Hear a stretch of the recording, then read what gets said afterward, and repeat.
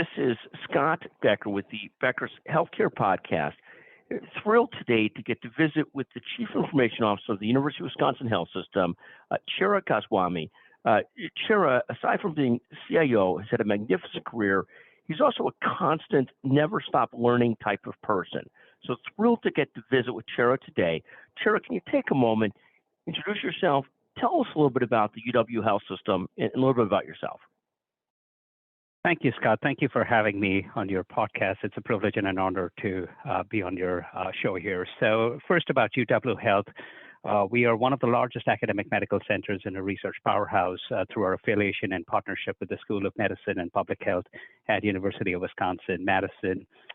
From a logistics standpoint, we operate 7 hospitals, 6 regional cancer care centers, and about 90 clinics.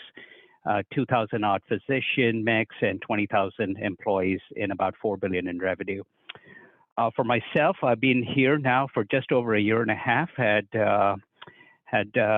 arrived there right around the time COVID was coming in last year at the start of 2020. So been there about 18, 20 months. I serve in the role of a Chief Information Officer and co-lead our digital program. And prior to UW Health, I was with BJC Healthcare in St. Louis. And before that, actually, I was in various other industries in consulting. So worked everywhere from companies with 100 employees to 200,000 plus employees and learned a lot along the way.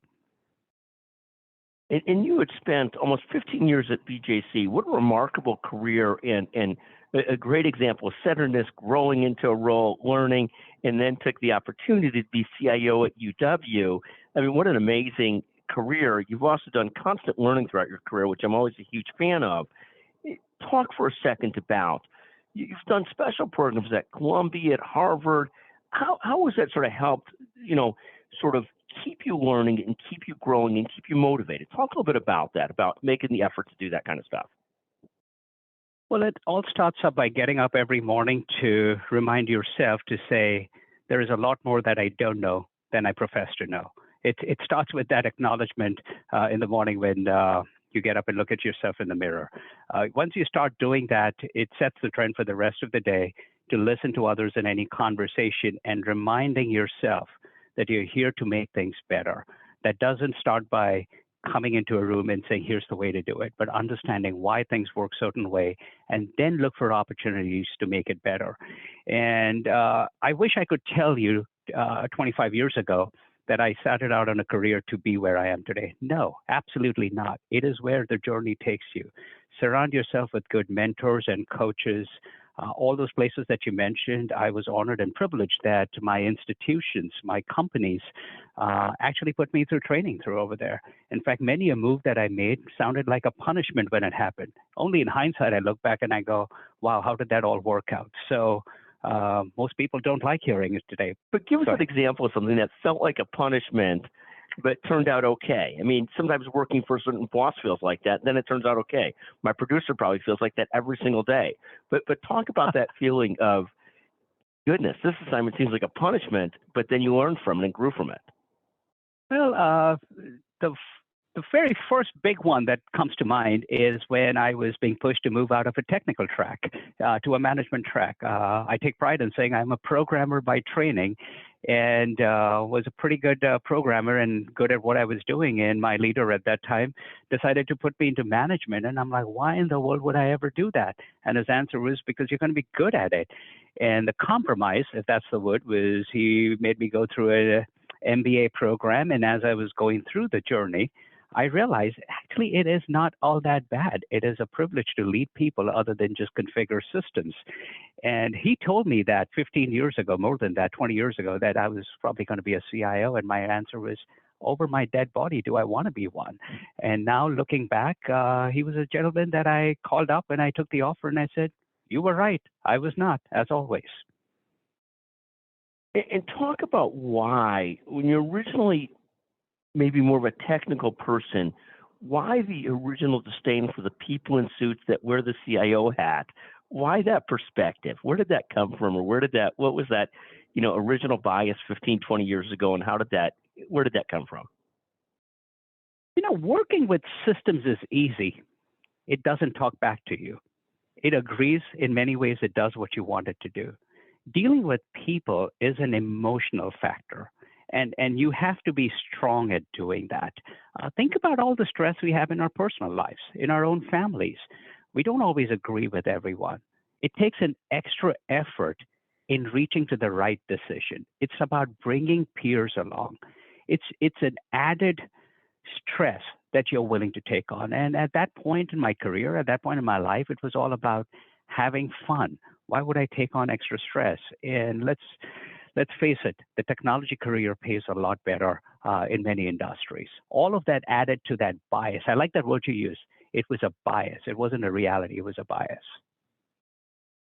And take a moment on the role of CIO and how that role has changed over the years and what you've sort of seen. Because you're more recently a CIO the last couple of years, but you've been around it for a very long time. How has that role evolved over the last 10 to 20 years? So I can very easily start this answer by saying what it is not anymore. It's no longer about running data centers. It's no longer overseeing application portfolios, and it's no longer about just managing data warehouses. Once you say that's what's no longer about, then it becomes about what it is. I always say a CIO is a champion of change. If I write a job description, I would always say, you're a champion of change. Very few roles like this one has the influence as healthcare moves from an inside out approach of looking from a system centric to an outside in view of a patient centric. A CIO is a business leader first, just happens to have access to technology as a resource to manage. A CIO now has a big responsibility as a security leader. Imagine the assets, the most valuable assets, the patient's data that we are privileged to protect every day. And lastly, the CIO is also a communication agent, I feel today. We all talk about doing digital. We are the ones that have to take our peers on the journey from doing digital to being digital. That's a phrase I picked up of late from others. And so put it simply, you're no longer a black box operator running a fortress or a silo, but you're a bridge builder between margin and mission. And take a moment, Sarah, on when you look at advice you would give to other emerging leaders, and I love your leadership journey because you're so frank about it. What advice would you give to others trying to have great careers or trying to be great leaders? What would you tell others? Our producer on the phone is with us, brilliant young woman. What advice would you give to somebody young trying to have a great career or old? So I always think in terms of threes. More than three, you can't remember. So number one, I would say the human factor. Know your people. Build relationships, meet people where they are, manage talent. When you communicate, listen to understand. Don't listen while already thinking of your reply. Unfortunately, in a world driven by social media, leadership has become a popularity contest where you count your followers. No. Practice leadership by developing future leaders. That's one. Two, know your business. Doesn't have to be healthcare, any business. Know how revenue is generated, know where expenses occur. In healthcare specifically, we always talk it's a game of inches and seconds. Our margins are slim. Know your numbers because that's how you can use that vision back to creating that bridge between margin and mission. And finally, the most important, know your culture. Be the change champion. Don't settle for status quo. Consensus, we hear the word consensus. Consensus leads to mediocrity in my view. Collaboration leads to success. There is a difference. Respect tradition every day, at the same time champion innovation every minute. And whatever you do, make decisions. That's what leaders do. It is making decisions that makes you and your business better tomorrow than yesterday for every patient, every family, every day. So we love these thoughts and so many things resonate so well that human behavior, managing talent, people, and developing leaders is a core starting concept that if you're not developing leaders, you can't really ultimately call yourself a great leader yourself. Second is know your business and know it well. Third, and it's a fascinating concept of knowing your culture and knowing your culture and being willing to try and influence and change and improve that culture. It's so easy to regress to mediocrity, to regress to okay. And it's a constant effort to try and make change while integrating in well. and a real challenge, but so important that you just don't let the organization sit. Somebody that could constantly move the organization forward and better is so valuable, but it's a lot of work, isn't it? Absolutely.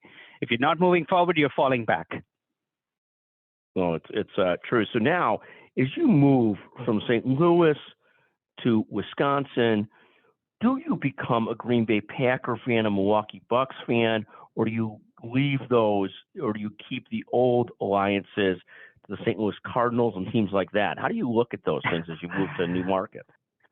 That's a loaded question, and there goes my witness protection plan here. So I would say I will always be a St. Louis Cardinals baseball fan. It's difficult to move away. Baseball is more than a sport. It's a tradition. It's a religion in St. Louis. And the good thing is St. Louis doesn't have a football team nor a baseball team. So it's very easy to pick up the alliances with the respective teams of Green Bay Packers, which is, again, tradition in many ways. And of course, I do claim credit. I'm shameless. I do claim credit that it was me coming into Wisconsin that also helped Milwaukee get an NBA ring at the end of the day. So why not? Yeah, between you and Giannis, they've made some great moves, and they've won the championship. Tara, thank you so much for taking the time to visit with us. We'd love to get a chance to visit with you again in the near future. What a pleasure. Thank you very much for joining us on the Becker's Healthcare Podcast today. Looking forward to it. Thank you for having me here.